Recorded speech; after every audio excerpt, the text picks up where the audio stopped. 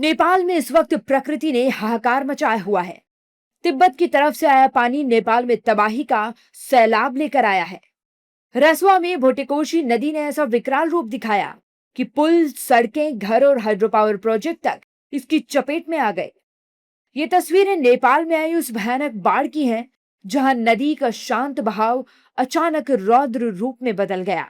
नेपाल में प्राकृतिक प्रलय, तिब्बत की तरफ से आया तेज पानी, भोटेकोशी नदी में अचानक उफान, रसवा में भारी तबाही, घर, सड़क और पुलों को नुकसान।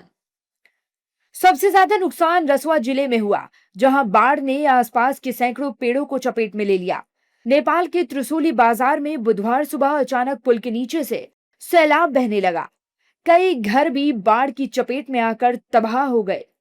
सिर्फ पेड़, घर और गांव ही नहीं, रसवा में एक हाइड्रो पावर प्रोजेक्ट भी बह गया।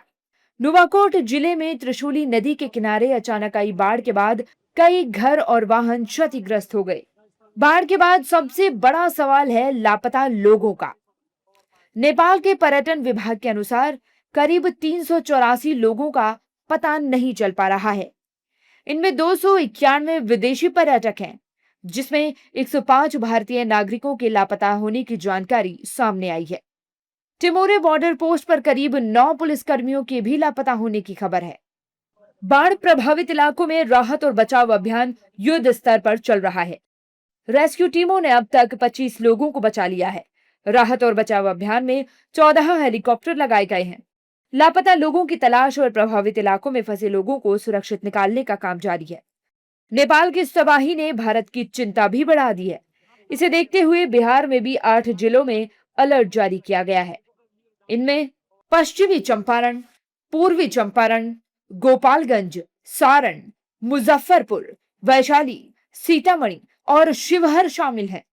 बगहा में प्रशासन ने निचले इलाकों में रहने वाले लोगों को सुरक्षित जगह पर जाने को कहा है। अभी तो हम लोग को भी मालूम हो गया है, धीरे धीरे मोबाइल से भी और प्रशासन की तरफ से भी हम लोग को मालूम हुआ है। तो जैसे कि रेता में बहुत आदमी गया हुआ है काम करने के लिए, तो वो लोग को भी फोन के माध्यम से सूचित कर दिया गया है कि यथासंभव जल्दी यहाँ पे मतलब आ जाएं, क्योंकि पिछले बार भी पानी के चलते कुछ आदमी रुक गया था और रात भर वहीं रुकना पड़ा था। सूचना यही है हम लोगों को कि जो एसडीएम साहिबा आई हुई थी, उन्होंने सब ग्रामीणों को तो समझा बुझा कर गई हुई हैं कि भाई नदी किनारे आप लोगों को नहीं आना है, पानी ज़्यादा आ रहा है। नेपाल में त्रिशूला बांध टूट चुका है, तो हम लोग भी तो मतलब सतर्क ही हैं।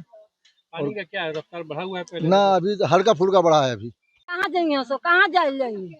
गंगा जी ये करतरी तो गंगा जी के बनवावे लोग ठोकर बढ़ी या मजबूत बनाई तब न लोग रही। अब एक गो ठोकर बनाइल बा बीरा भार आ ये जे पनिया बनाइल बा जे जुमूस नहीं का खाता ई ठोकर कैसन बनले बा लोग भागे भागे भइल बा।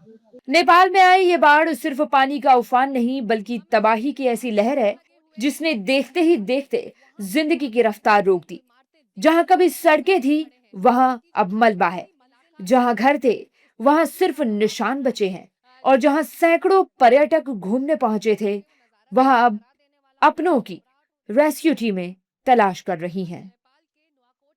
देश दुनिया दी तमाम खबरों नाल जुड़े रहन लई सबसक्राइब करो YouTube ते सच कहूं पंजाबी चैनल। इस दे नाल ही बैल आइकन दब के पाओ लेटेस्ट अपडेट सब तो पहला।